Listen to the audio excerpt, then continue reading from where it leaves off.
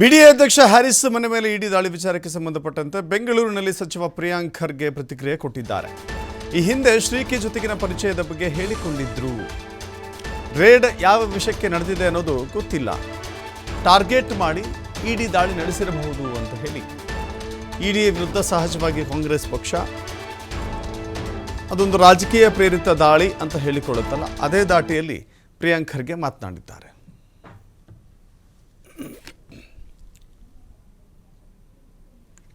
ಹಿಂದೆನೂ ಕೂಡ ನಲ್ಪಾಡ್ ಅವರು ಶ್ರೀಕೆ ಅವ್ರ ಜೊತೆ ಪರಿಚಯ ಇದ್ದಾರೆ ಅಂತ ಅವರೇ ಬಹಿರಂಗವಾಗಿ ಹೇಳ್ಕೊಂಡಿದ್ದಾರೆ. ಏನೇ ಇದ್ರೂ ಕೂಡ ಟ್ರಾನ್ಸ್ಪರೆಂಟಾಗಿ ಅವ್ರದ್ದು ಇವ್ರದ್ದು ಫ್ರೆಂಡ್ಶಿಪ್ ಇತ್ತು ಅಂತಲೂ ಕೂಡ ಹೇಳಿದರು. ಅದು ಯಾವುದೋ ಒಂದು ಗಲಾಟೆ ಸಂದರ್ಭದಲ್ಲೂ ಕೂಡ ಅದರಲ್ಲಿ ಅವ್ರು ಭಾಗಿಯಾಗಿರಲಿಲ್ಲ, ಅದನ್ನು ಕೂಡ ಅವ್ರ ಹೆಸರು ಸೇರಿಸಿದ್ದಾರೆ ಅಂತ ಹೇಳಿದರು.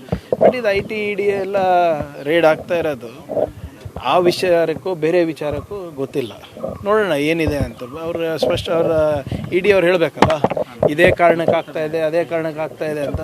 ಅದೇನಿದೆ ಬರಲಿ ಹೊರಗಡೆ. ಆದರೆ ಬಿಟ್ಕಾಯಿನ್ ಸಂಬಂಧಿಸಿದಂತೆ ಟಾರ್ಗೆಟೆಡ್ ಆಗಿ ಇವ್ರು ಮಾಡ್ತಾ ಇದ್ದರೆ ಇವತ್ತು ಭಾಳ ಬೇರೆ ದೊಡ್ಡವ್ರ ಮನೆಗೂ ಆಗಬೇಕಾಗಿತ್ತು ಬಿಟ್ಕಾಯಿನ್ ವಿಚಾರದಲ್ಲಿ.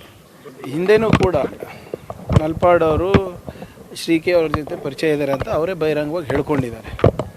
ಏನೇ